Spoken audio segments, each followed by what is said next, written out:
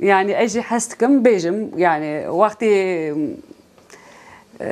eve projek aklımda ya hastım ve çekim kalacak. Ay hay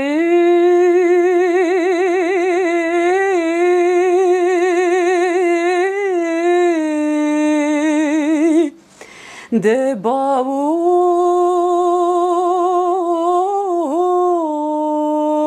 mengo sabata khiraydatım mübarek ve sabır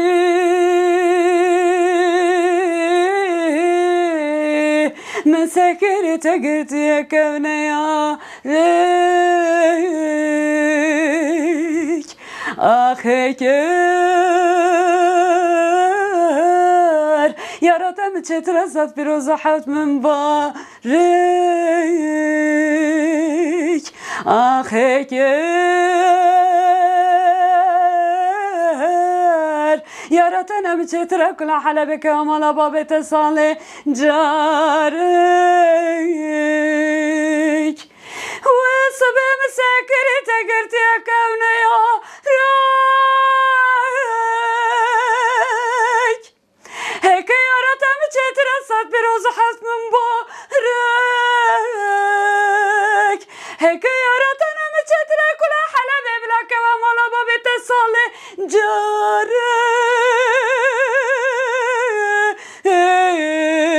aklımda elimine de kurban. Misal hıncan hım pürtükene misal az dinlerim az naxwazim navê wan jî ez diyar kim ez lêbûnê dixwazim ez dixwînim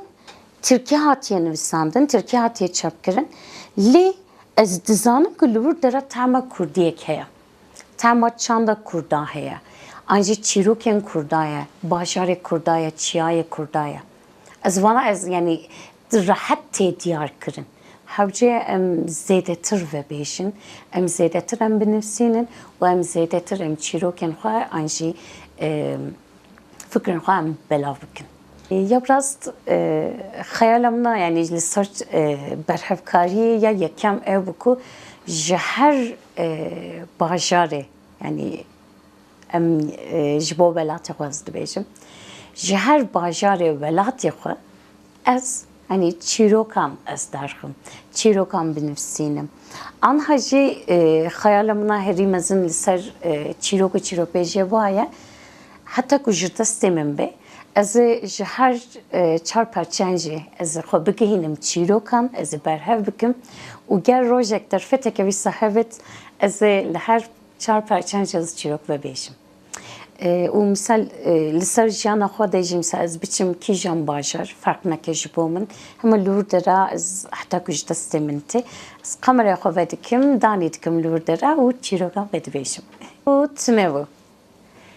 li welateke gelek dûr de padîşahek hebû û sê hevkurê padîşah hebû yê navê yê mezin Ehmet bû yê duyêmîn Mihemed bû yê sêyemîn jî Mirza Mihemed bû navê ew bajarê jî bajarê Rengistanê bû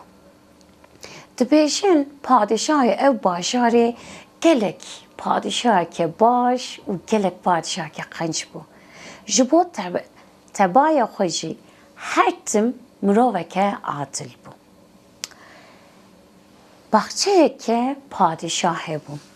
padîşah gelek her ji baxçeya xwe ji bostanê xwe dikir dibêjin rojek ji rojan nehletek tê li ser bax û bostanê padîşahê digere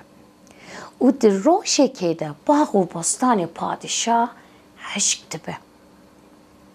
padîşah dema ku ew bax û bostanê xwe di wî halê de dibîne gelek xemgîn dibe rojek dikirî sê roj dikirî pênc roj dikirî bi qasî mehek ji bo bax û bostanê xwe dikirî ji ber xemgîniya bax û bostanê xwe padîşahê me ji her du çavan dibe û roj bi roj ji hal dikeve û nexweş dibe her sekure padişah radibin bangi remildare başır dikin. Remildar te qerse u remla xwe vedike. Remla xwe vedike û di remlê de bi saat bêje. Dibêje ku nehletek ketiye li ser bax û bostanê bavê we.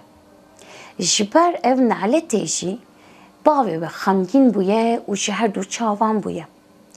Dibêje derd û derdê ev dermanê ev derdê heye. Lê dermanê ev derdê gelek bajareke gelek dûrdaye. Navê ev bajarê jî bajarê taristanê ye. Remildar remla xwe berhev dike û dîsa ji qesrê derdikeve diçe. Dema ku ji qesrê derdikeve diçe, her sê kurê padişah biryar didin da ku bila biçin ev bajarê taristanê bibînin û dermanê bavê xwe û bax û bostanê bavê xwe dîsa bînin bajarê Rengistanê.